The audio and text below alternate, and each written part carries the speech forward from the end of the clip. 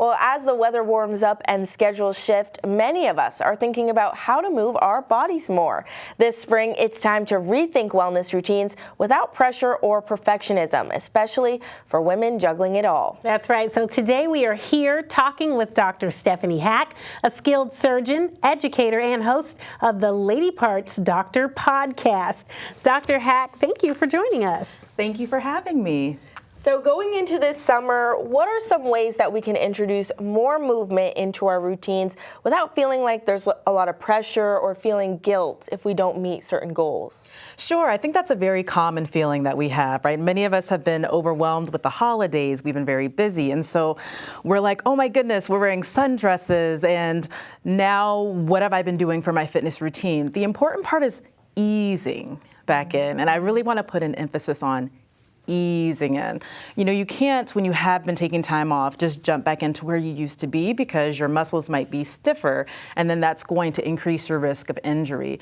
Also, you're going to be tired. You're not as conditioned as you were before. So I always recommend just starting with what I call a little something, and a little something is just adding a little extra movement to whatever it is that you're typically doing. If that means taking the stairs at work, that's one we hear a lot. Or maybe when you're boiling your pasta for dinner, you're going to move and dance around a little bit more. The Department of Health and Human Services exercise recommendations are 150 minutes of moderate intensity aerobic exercise. That's going to be something where you increase your heart rate, but you can still maintain a conversation. So going for like a brisk walk with a friend, or jogging or swimming, or you could do about 75 minutes of vigorous aerobic activity. That's going to be increasing your heart rate where you can't maintain a conversation with someone. So that would be running, maybe swimming some laps. So some of that, if you haven't been active, I just recommend being kind to yourself and just gently adding in a little more movement. The more you do,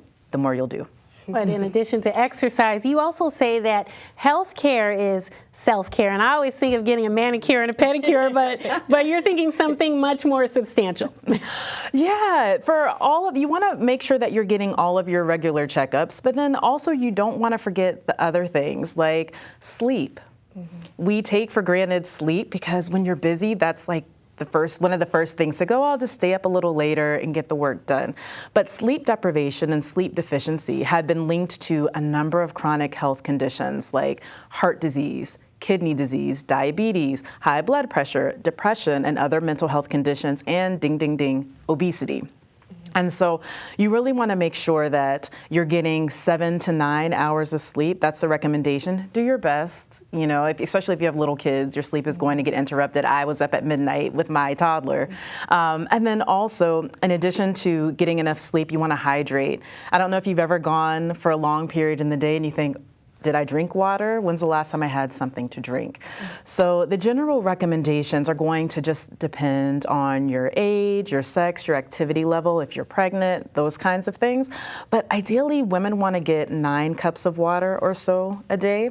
And then men want to get about 13 cups of water or so a day. And of course, that will depend on your activity level. But those are part of developing a self-care routine.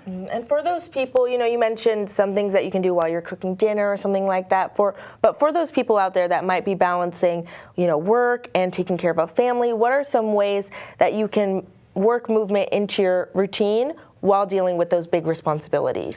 Sure. So we kind of talked about, like, if you have to go to work, if you're working in an office, you're going to take the stairs and find ways to be active that way. But even if you are working in an office setting and you sit a lot, finding opportunities to stand. If you can put your laptop a little higher and stand a little longer so you're not as sedentary.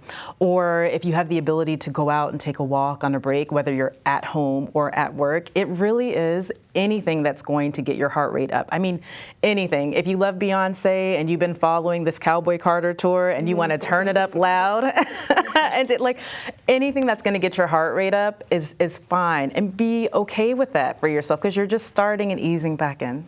Can we talk about mental health? There are so many people, federal workers and other industries, they are losing their jobs. They're up at night not sleeping because they're worried about where their income is going to come from. Definitely. Or pivoting careers or things like that. What should people be doing to stabilize their their mental health, and then also just kind of have a positive outlook, not knowing what's going to happen. That word uncertainty seems to be buzzing around. Oh, yes. And that is an excellent question. I can't tell you not to worry. That is just something that we inherently do. We as human beings are hardwired to worry about our circumstances.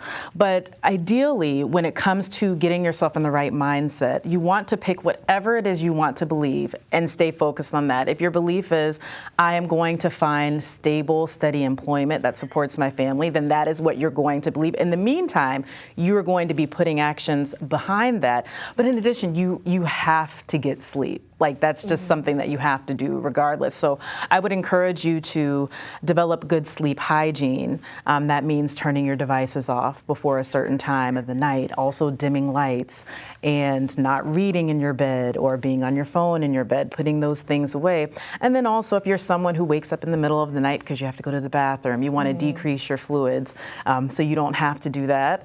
But I would encourage them definitely to get sleep, because not getting sleep is just going to exacerbate. It's going to make all of those things that they're already stressing about worse and take a greater toll on their mental health. All right. Well, thank you so much for being back here with us today, Dr. Hack. We love those tips. Very good. Thank you. Of course. And for more information on Dr. Hack or her very informative podcast, visit ladypartsdoctor.com.